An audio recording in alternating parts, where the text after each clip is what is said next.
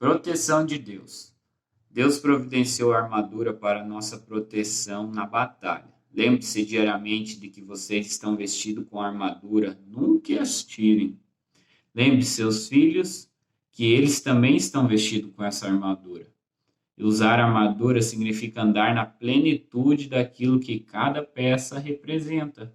Então, nenhum soldado vai para a batalha sem a armadura ou descoberto. Isso significaria um dano certo, com certeza.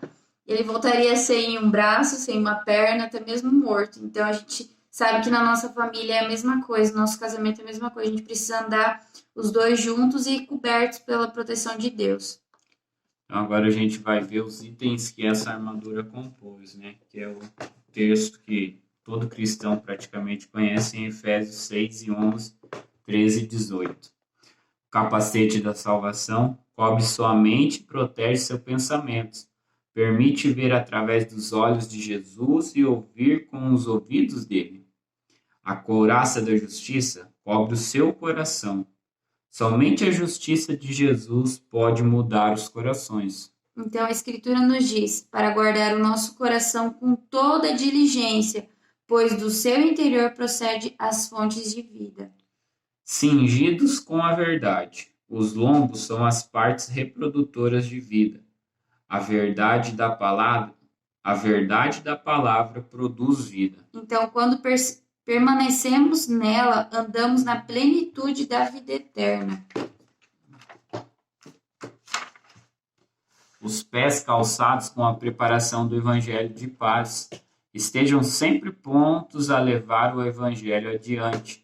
Uma paz não perturbada por perdidos inesperados de Deus. Então, nós devemos ir a qualquer lugar, a qualquer instante, quando Deus nos mandar ir, independente de onde é. A gente deve aceitar e ir. Tome também o escudo da fé. A fé protege contra as circunstâncias, protege-nos das dúvidas e do medo. Então, se não estivermos permanecendo na fé, o inimigo nos esmagará nas circunstâncias. Tome também a espada do Espírito. A espada é a palavra de Deus. Você tem que meditar na palavra diariamente. É uma arma ofensiva, mas também defensiva. Tem de estar no seu coração e na sua boca. Então, o maior exemplo disso é Jesus quando foi tentado no deserto. Todas as suas respostas estavam baseadas nas palavras que Deus tinha dado a ele, né, nas Escrituras. Orem sempre no Espírito. Semeie para o Espírito e não para a carne. Lembrando da lição semeando e colhendo. Sempre semear com o bornal branco. Bornal de vida. Isso os mantém em contato constante com o Senhor Jesus para receber instruções. Então, orar é como se fosse um telefone no campo de batalha. Nos mantém em contato com Deus para todas as instruções. Outros recursos que recebemos para a batalha. A autoridade no nome de Jesus. Além, então, das armaduras que a gente recebe, a gente tem outros recursos que a gente pode usar na batalha contra o inimigo. E uma delas é o nome de Jesus, que é poderoso.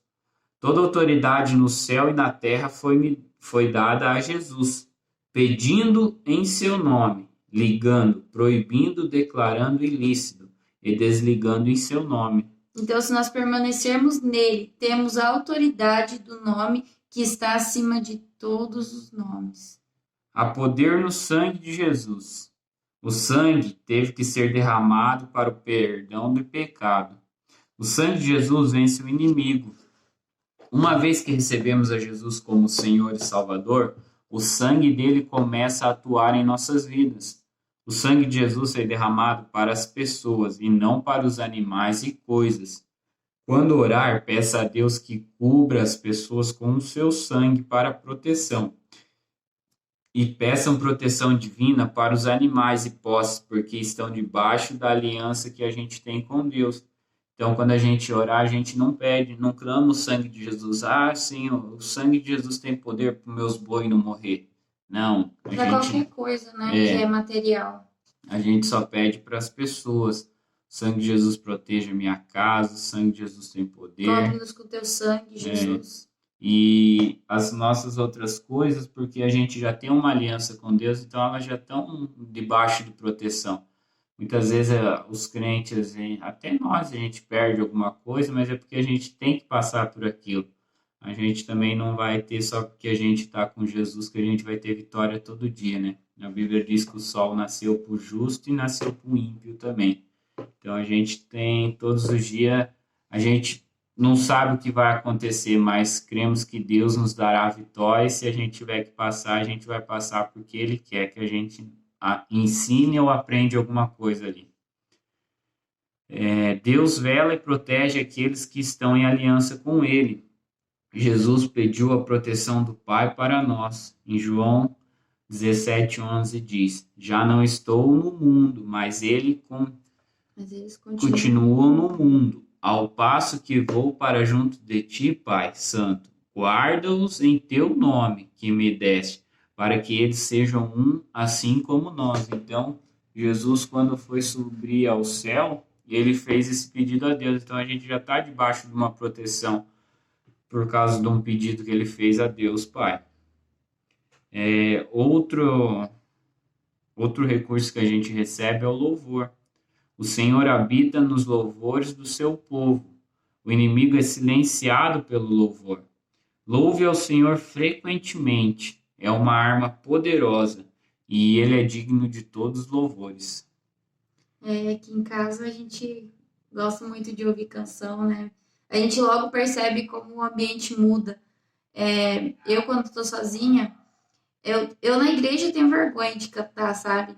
Mas quando eu tô em casa, quantas vezes que eu coloco os louvores ali, que eu começo a cantar, sabe? Que eu choro, que eu glorifico a Deus, porque a gente sente uma presença tão real de Deus no nosso lar, e é tão bom saber que Deus nos ama e que Deus fala com a gente onde a gente tá, independente se a gente só precisa estar com o coração aberto, disposto, e Deus faz presente na vida da gente. Então, é uma coisa maravilhosa, tanto para nossa edificação também, quanto para o inimigo, porque aqui diz que o inimigo é silenciado pelo louvor, então a gente deve cantar, a gente deve louvar todos os dias da nossa vida. E é gratificante saber que Jesus está conosco, que a gente pode cantar e sentir a presença dele, pode ouvir ele falar com a gente, então é muito bom.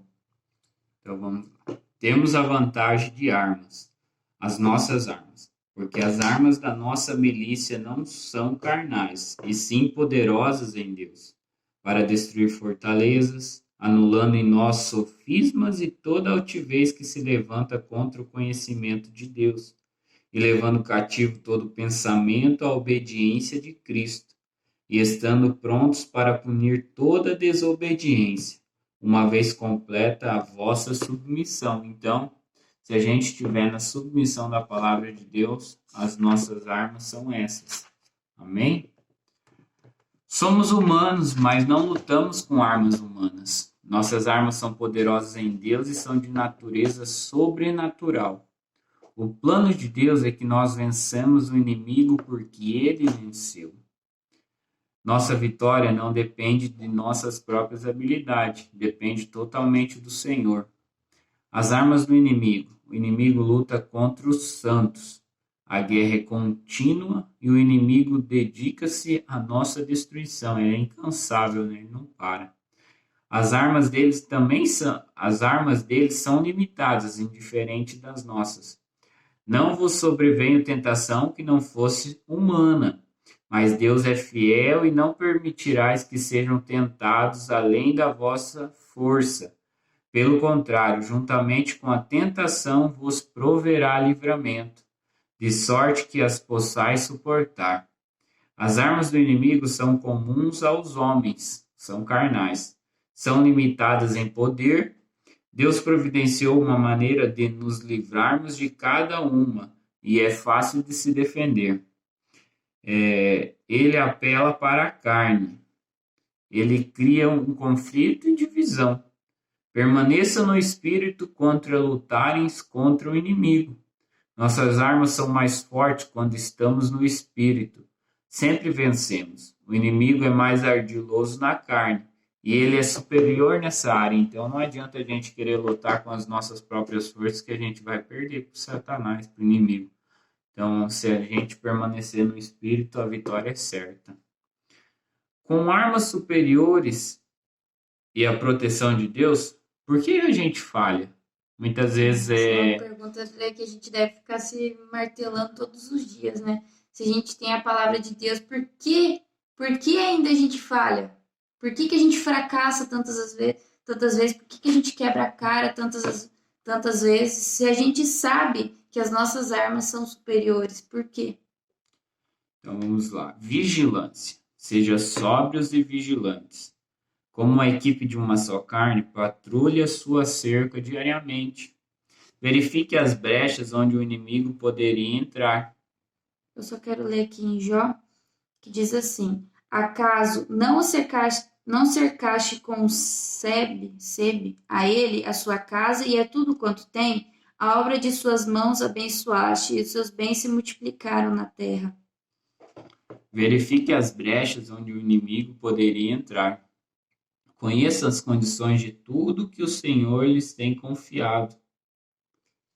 Então, aqui em Provérbios 27:23 diz: procura conhecer o estado das tuas ovelhas e cuida dos teus rebanhos. E quem são as suas ovelhas e os seus rebanhos? Quem são? Não os animais, né? Mas a nossa família. Então a gente precisa cuidar da nossa família, a gente precisa cercar a nossa casa, a gente precisa vigiar, a gente precisa saber que a nossa casa tem que ser um lugar de paz, um lugar de amor, um oásis, né? Quando as pessoas chegam, se sintam bem. Então a gente precisa estar ali. Então, esse cercar quer dizer orar, conversar, né? No caso, vocês já não têm mais filhos pequenos, nem a gente ainda não tem, mas seria conversar com os nossos filhos, né? Perguntar como eles estão, o que está acontecendo na igreja, o que está acontecendo na escola, ou com o seu cônjuge mesmo, o que está acontecendo, que não chegou legal. É ter esse diálogo, é patrulhar, é cuidar. Então, a gente precisa dar bastante crédito no que Provérbios diz, né? Que procura conhecer o estado das tuas ovelhas. Então, a gente precisa conhecer realmente, de fato, igual a gente comentou numa das aulas, que a gente tem que ser totalmente transparente. Então, a gente precisa conhecer cada um que mora com a gente. Tem que ser transparente dentro de casa com as pessoas que convivem conosco. E que a gente possa ser igual Davi, né? Quando for patrulhar a nossa cerca e ver o leão, a gente não sai correndo. A gente for pegar e ir para cima, rasgar o leão no meio, vem o urso, a gente rasga no meio, porque a gente tem que proteger os nossos rebanhos, nossas ovelhas. 2 tipos de batalha. A defensiva, retomando o território e espionando a terra. E tem a batalha ofensiva. Interceda para conhecer os planos do inimigo antecipadamente. Vejam o que vem pela frente. Então, não orar somente pelo hoje, mas pelo amanhã, pelo depois. Igual a gente falou sobre, há muito tempo atrás, que a gente falou que ora pelos nossos filhos. Então, a gente já ora pelos nossos filhos para que Deus os abençoe, para que Deus dê um casamento maravilhoso para eles, para que Deus os guarde, que use. Assim como a gente ora por nós, que Deus continue nos usando, que Deus nos guarde, que, sabe, que lá na frente a gente possa melhorar cada dia mais. Então, é sempre, não somente olhando no hoje, mas no nosso amanhã e no nosso futuro, porque um dia vai chegar se Jesus não voltar, né? Então, a gente precisa estar nessa constante oração.